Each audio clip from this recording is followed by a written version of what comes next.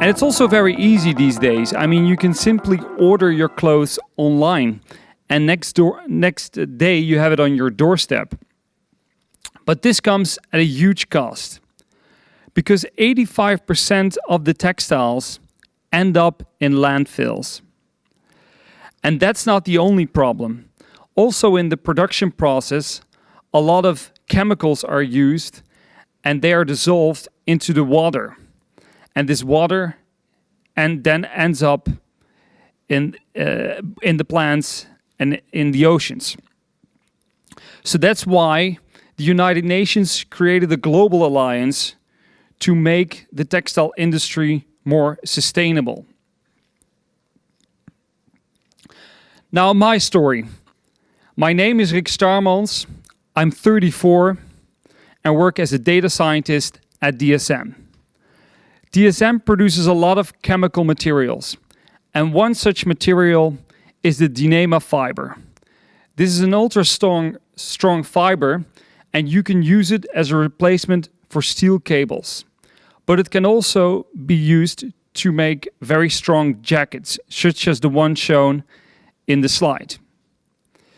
What I do is I analyze this process and try to make it more effective, to save DSM money, but also to make it a bit more sustainable.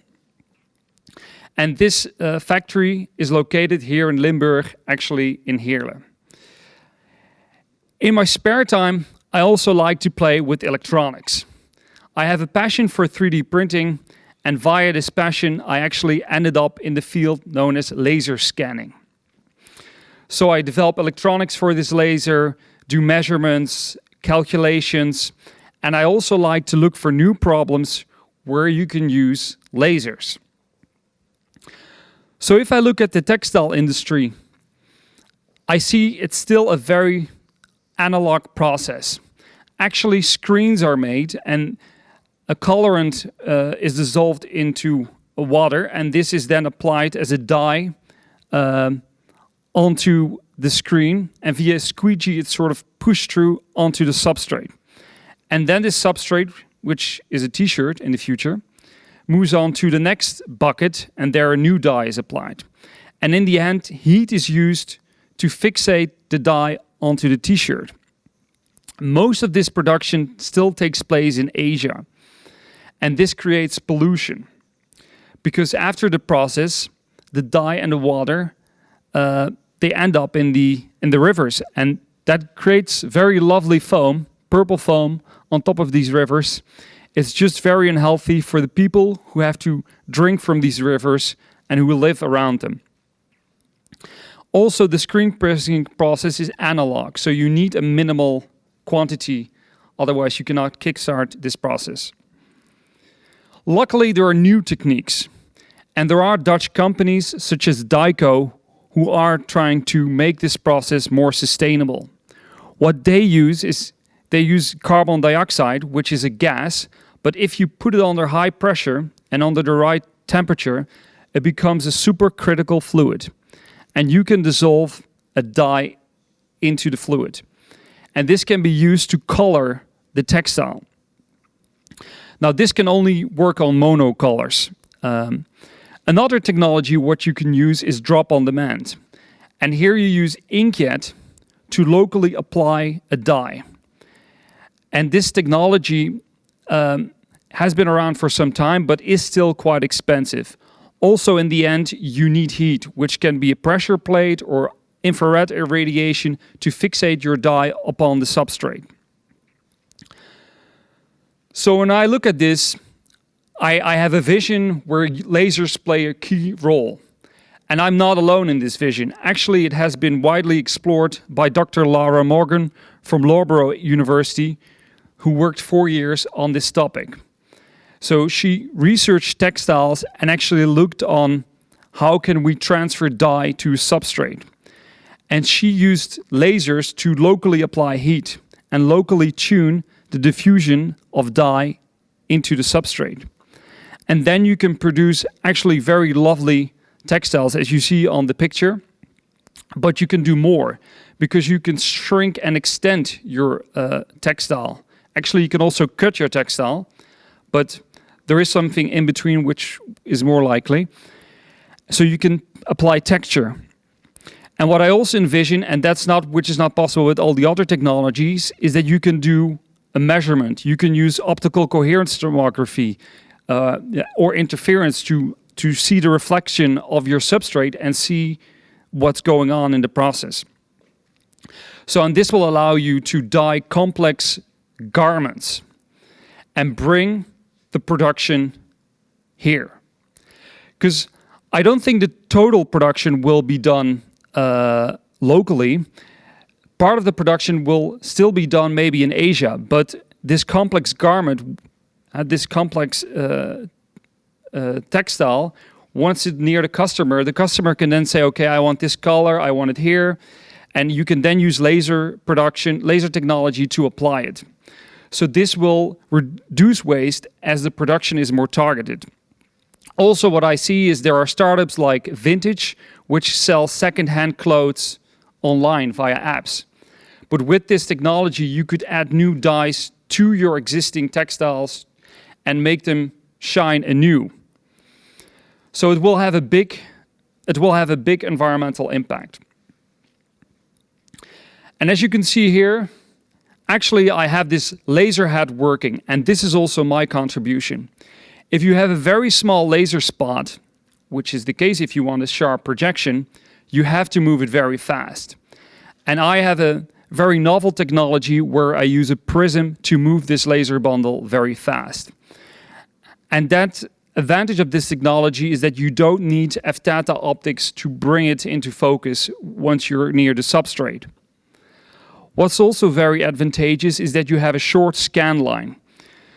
You might think you want a long scan line, but if you want to couple multiple laser diodes, you need short scan lines, and also these laser diodes have too low energy for very long scan lines. So this technology makes them short, and that allows you to put multiple of these modules in tandem, but still gives you a very high resolution. And there is a working module. So there is an MVP, which is already on the web, and you can see a lot about it. And the components of this module cost now around 150 euros. And it has a spot size of 60 micrometers and a cross-scan error of 40 micrometers. So the actual spot is 25 micrometers, but if the facet rotates, it starts to wobble a bit. So in the end you end up with 60 micrometers. And people like it because it's open hardware. I really wanted my technology to be shared with the public and also give them the opportunity to use it for different applications like 3D printing or laser eye surgery or laser microscopes. There are even people who are trying to detect breast cancer by using laser to look under the skins. So I hope it will be used in one of these areas. And what I hope is that the Brightlight campus can contribute to my idea. I think that DSM could provide me insights into their fibers like Dyneema or Denim and how dyes are diffused into these fibers.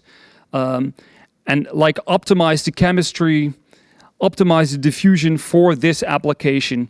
I can also imagine that they are able to use different wavelengths or optimize it for a certain wavelength. What I'm also looking for is a launching customer. So someone who wants to test out this technology. If you want to know more about this technology, you can find it online because I share it. And as said, I have these 3,600 followers, of which I include my fiancée. So that's great. And I want to thank you all for your time. And at least when you throw away your t-shirt, think about sustainability the next time around. Thank you. Ja, daar ga ik daar. What a great and solid speech you gave there with a fantastic idea. I'm really curious about the comments of the jury. Jens, what do you want to say to your colleague? I think it's a really nice idea. I particularly like the fact that there are more applications in other potential industries. You mentioned, 3D printing, which you said you're also passionate about. You mentioned the medical industry, which obviously speaks a lot to me. I also like the idea that you're asking this ecosystem to help you get to the next phase, right?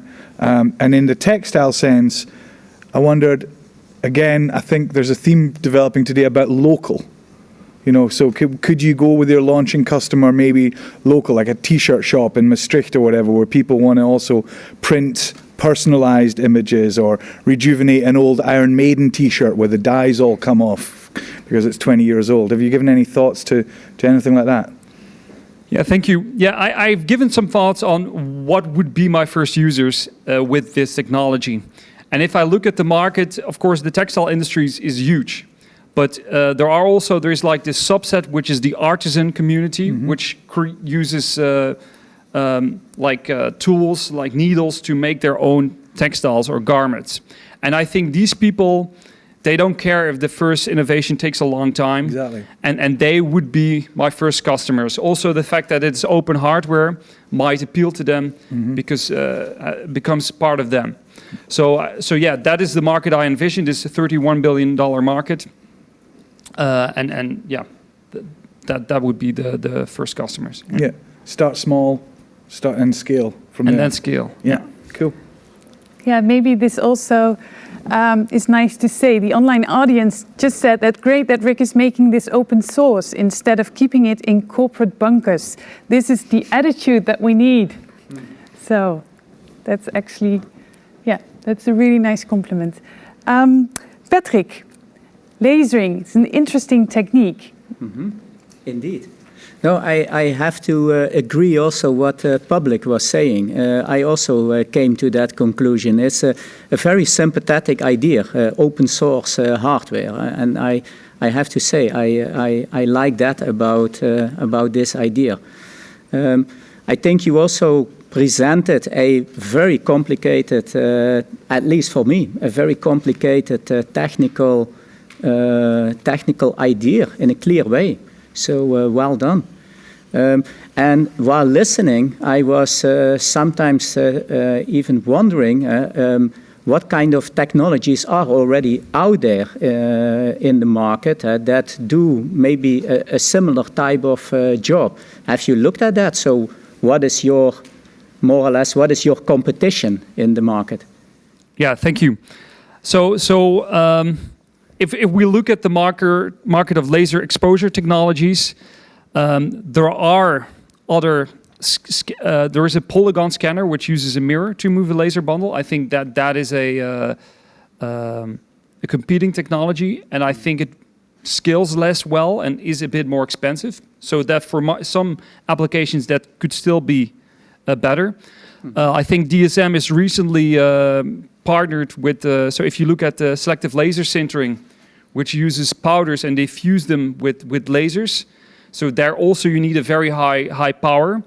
And there you see that people use chips, which can be made transparent on some places and go with a laser through it.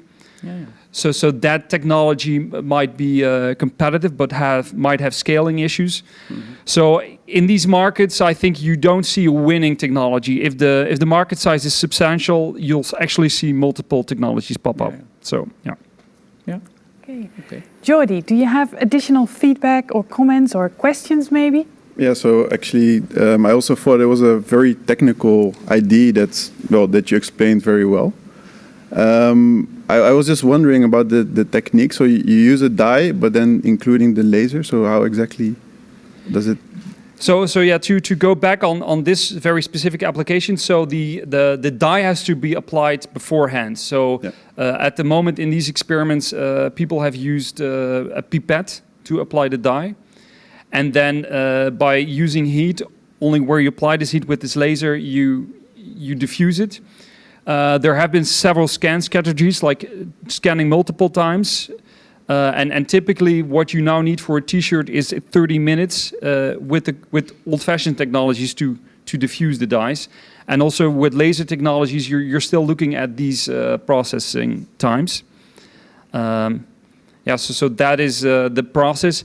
And the prism scanner I'm using uses this prism, which doesn't require an f-theta lens. And it has some, The main advantage is that if you have multiple facets around your prism, and this gives an aberration orthogonal to your scan line, and with prisms it's 4 times lower than with mirrors. So that's why I see a lot of potential there. Yeah. Okay, cool. Okay. Cyril, do you have any questions? Yeah, I really like the idea. The idea, the open source thing is really, I think that is a major contribution to sustainability, because you're sharing the knowledge with everybody. And I think about the T-shirt, and then getting back again to local producing. I think what we now have nowadays, when you're buying a T-shirt with a let's say a print on it, usually in the shop they have about 10 different sizes or 4 different sizes, and for every they have 10 or 15 samples. And I think after half a year they threw away about half because it's not sold. But now you have something you can print on site just when needed, and not have a large stock. And I think that's a huge market which can benefit really from this technology. I think that's a major one. Great idea. Okay. Yeah, thank you. So I wanted to remark one. So I studied open source business models, and that has always been a question in business management. Like, can these companies exist? Can you exist with an open source model? And that's also something which I would like to explore. Yeah. Okay. Big compliments. Let's see how the audience reacted on your pitch. Is it ready yet? Yes. Breakthrough and talent. It's 50% and 43 a breakthrough. So it's a head-to-head. That's it's really diverse, the feedback. I like it, and you see the accents of the different pitches. I think that's a compliment. They really believe in you, Rik. Okay. Yeah. That's great. It's good to hear. Yeah. I think we have one question from the audience as well. How about spider hairs to use for dye? Have you thought about that? I wouldn't know how to use spider hairs for dyes. Is it like the end substrate, but to diffuse the dye in? Okay. The person who asked the question. So, in the but you chat, can contact me. Because I would like to know more about this question. Yes, or leave your number, and then we get back to you. So, Rik, are you okay with the feedback? Sure, I'm okay.